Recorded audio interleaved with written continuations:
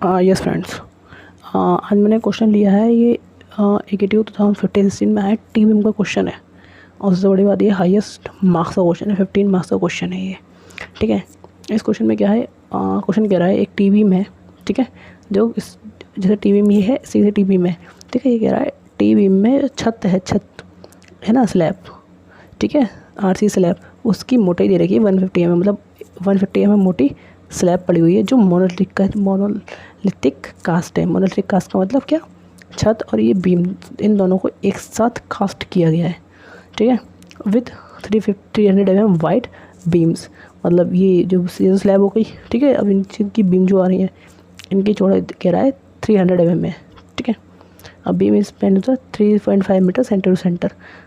एक बीम और ये दूसरी बीम, दो बीम के बीच में जो स्पेसिंग है सेंटर बाई सेंटर, इस बीम के सेंटर जैसे कि इस बीम के सेंटर तक की डिस्टेंस, वो कह रहा है 3.5 मीटर, मतलब 3500 mm है। क्लियर। अब इसके साथ ही दे रखा है इफेक्टिव स्पान 6 मीटर। ये क्या चक्कर है, इफेक्टिव का मतलब क्या, जो कमरे की लंबाई है, तो हम क्रॉस सेक्शन देख रहे हैं।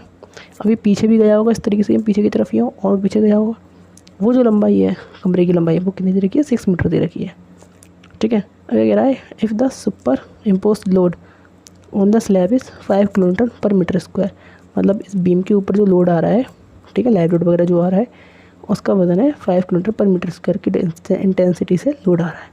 हमें डिज़ाइन क्या करना है, इंटरमीडिएट टी बीम डिज़ाइन करनी है। यूज़ करना है हमें M20 और FE 250। सबसे पहले गिवन डाटा लिख देते हैं। देखिए, जो ये स्लैब है, इसकी मोटाई दे रखी है 150 mm दे रखी है। TF जैसे रिप्रेजेंट करेंगे 150 mm। ठीक है, अब BW विथ ऑफ वेब, इस चीज़ को हम वेब बोलते हैं, नीचे वाली चीज़ को, ऊपर वाली चीज़ को फ्लेंज बोलते हैं, टेक्निकल वर्ड। ठीक है, ठीक है, अब इस चीज़ को ध्यान रखिएगा, ये कुछ हमें दी नहीं रखी है BF। ठीक है, ये निकालेंगे हम, कैसे निकालेंगे वो बताऊँगा। अब स्पेसिंग दे रखी है 3.5 मीटर सेंटर टू सेंटर। ठीक है, ये चीज़ एल इफेक्टिव दे रखी है। अब क्या है, BF के क्वेश्चन, टी बीम क्वेश्चन करने के लिए हमें विथ ऑफ फ्लेंज पता होनी चाहिए। विथ ऑफ फ्लेंज का मतलब क्या, वो लंबाई फ्लेंज सेक्शन की जिसके ऊपर लोड आ रहा हो, जो उसे मोड़ने की, बेंडिंग डालने की कोशिश कर रहा है, वो उसको पता करने के लिए IS कोड में ये फॉर्मूला दे रखा है। ठीक है, ये IS कोड आप देखिएगा, उसमें है। तो BF is equal to L/6 BW plus 6 times of DF। तो L हमारा 6000 दे रखा है, ये L इफेक्टिव। ठीक है, प्लस BW ये रहा 300, 6 times of DF, 6 time of DF। Value put करेंगे आप, ये वैल्यू आ जाएगी 2200 mm।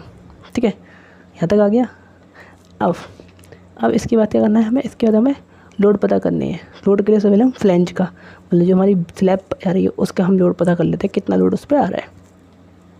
सबसे पहले डेड लोड ऑफ स्लैब, इस स्लैब का खुद का भार हो जाएगा, वजन हो जाएगा, वेट हो जाएगा 150 वाला 0.15 मीटर में बात करें, इंटू 25 कॉन्क्रीट की डेंसिटी, दोनों का प्रोडक्ट करने में मल्टीप्लाई करने पर 3.75 किलोमीटर पर मीटर स्क्वायर के हिसाब से वजन आ गया।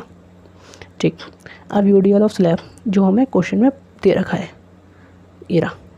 ठीक है, UDL 5 किलोमीटर पर मीटर स्क्वायर के हिसाब से। ठीक है, दोनों को प्लस करेंगे, ये वैल्यू आ गई हमारे पास, टोटल लोड आ गया जो हमारा स्लैब पे आ रहा है पर मीटर के लिए। ठीक है, 1 मीटर स्क्वायर पे अगर पर मीटर रन ऑफ बीम। अब पर मीटर के हिसाब से ये इस स्लैब के इस एरिया पे आ रहा है, 1 मीटर पे इतना आ रहा है, लेकिन दो स्लैब की जो बीच की लंबाई है, मतलब स्पेसिंग है, वो 3.5 मीटर है। तो इस लोड का अगर हम 3.5 से मल्टीप्लाई कर दें तो ये वैल्यू हमारे पास आ जाएगी। ठीक है, 30.63 किलोमीटर। क्यों, क्योंकि 1 मीटर पे तो इतना आ रहा था, हमने दो इस बीम की स्पेसिंग, ऐसी स्पेसिंग यहाँ है, वैसी स्पेसिंग अगली आगे होगी, तो इन दोनों बीम पे इतने की तो वजन आ रहा है ना, इसलिए। क्लियर। अब हमें ये डेप्थ नहीं पता, क्वेश्चन में डिज़ाइन का क्वेश्चन है, नहीं पता होगी, हम एज्यूम करेंगे। एज्यूम करने के लिए हम क्या करते हैं, जो हमारी स्पेस लंबाई दे रखी होती है 6 मीटर L इफेक्टिव, कमरे की लंबाई एक तरीके से। ठीक है, उसका हम 15 टाइम्स के आसपास ले लेते हैं अप्रोक्सीमेटली। ठीक है, तो L/15 करेंगे, 6000/15 करेंगे, हमारा 400 mm आ गया निकल के। ठीक है, ठीक है, अब उसके बाद कवर, अब इसमें जितना भी हमारा डेप्थ आया उसमें हम 40 mm का कवर राइट कर देंगे। अब हमारा इफेक्टिव डेप्थ आ जाएगा हमारा 360 mm निकल के। ठीक है, यहाँ तक हो गया। अब इसके बाद हमें क्या करना है, हम वेब का, अभी हमने क्या निकाला था, हमें फ्लेंज का निकाला था वज़न, अब हम वेब का वज़न निकालेंगे। वेब का वज़न निकालने के लिए हम क्या करेंगे, 0.3 ये अब डेप्थ जो हो जाएगी टोटल हमने मानी है 400, इसमें से इसको माइनस कर देंगे 150 को, तो 250 आ जाएगा निकल के, ठीक है। तो 0.25 इंटू 25 25 डेंसिटी कंक्रीट की, तो 1.875 किलोमीटर पर मीटर स्क्वायर के हिसाब से वज़न आ गया। अब ये वज़न तो वेब का हो गया, और फ्लैंज का हमने वेट अभी निकाला है 30.63, टोटल एड कर देंगे तो टोटल वज़न हमारे पास आ गया 32.5 किलोमीटर पर मीटर के हिसाब से। अब फैक्टर बेंडिंग मोमेंट ज्ञात करेंगे, है ना, क्योंकि सिंपल सपोर्टेड बीम है, इसके लिए हम पता है W² होता है, W L हमारा 6 मीटर दे रखा है क्वेश्चन में, 6 का स्क्वायर अपॉन 8, 1.5 से मल्टीप्लाई करेंगे अल्टीमेट करने के लिए, 219.2 किलोमीटर पर मीटर के हिसाब से मूवमेंट आ गया, अल्टीमेट मूवमेंट।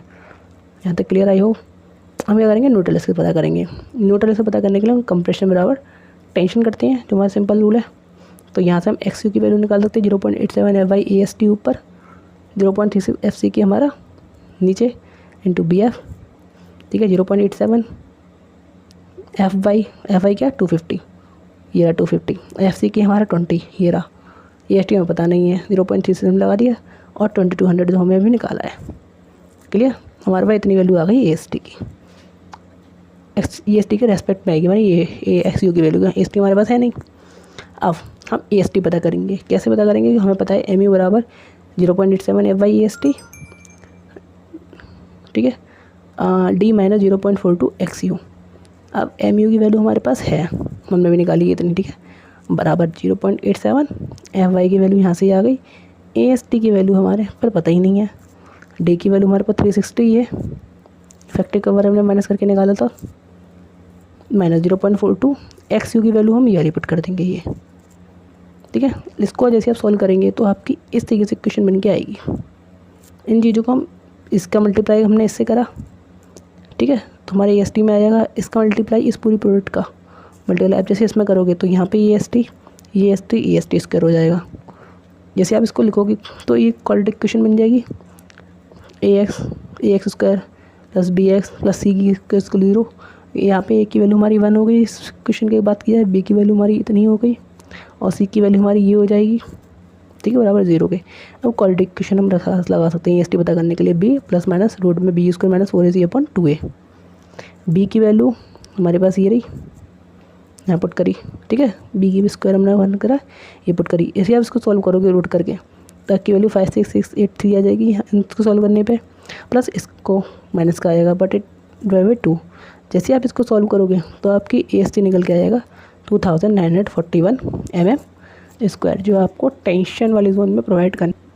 यस, अभी जैसे हमारा AST हमने निकाला था, हमारा AST निकल के आया था 2941 mm स्क्वायर AST, है ना, जो हमारे पास रिक्वायर्ड है। अब हम AST प्रोवाइड करेंगे, मानो हमने 255 की बार का हम प्रोवाइड करना चाह रहे हैं, ठीक है, तो 25 π/4 D स्क्वायर, मतलब एक सरिए, एक जो बार है 25 m का एक सरिए का, उसका डिवाइड कर देंगे हम, एक सरिए का जो भी होगा, तो नंबर ऑफ बार्स आ जाएंगे हमारे पास, ठीक है। अब हमारे पास निकल गई 5.99, अब लगभग एक्चुअली 6 बार है, तो अब AST में कितनी प्रोवाइड कर रहे हैं हम, 6 बार प्रोवाइड करेंगे, ठीक है, प्रोवाइड 6 बार ऑफ AST। तो AST देखो 6 हो गया, ये π/4 इंटू D स्क्वायर, एक बार का एरिया हो जाएगा 25 m की, तो हम AST प्रोवाइड करना करें 2945 m स्क्वायर, ठीक है। अब AST प्रोवाइडेड हमेशा ज़्यादा होता है, AST रिक्वायर्ड से ज़्यादा प्रोवाइड करोगे, ठीक है, हैंस ओके यहाँ तक। अब हमारे पास XU की वैल्यू 0.0137 AST के रेस्पेक्ट में आई थी हमारी निकल के, X is equal to 0.0137 AST के रेस्पेक्ट में, ठीक है, ये रहा। अब AST की वैल्यू हमने यहाँ से निकाल ली है, ठीक है, जो हम प्रोवाइड कर रहे हैं वो लगाएंगे हम, क्योंकि उसी हिसाब से हमारी XU की वैल्यू वेरी करेगी।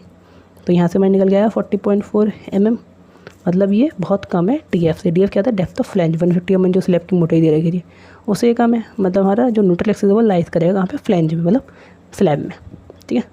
आप चेक करेंगे, चेक करना क्यों ज़रूरी है, क्योंकि IS कोड ने बता रखा है कि स्लैब हो, बीम हो, इन सब में एक पर्टिकुलर अमाउंट है स्टील का, उससे ना तो ज़्यादा प्रोवाइड कर सकते हो ना उससे कम प्रोवाइड कर सकते हो।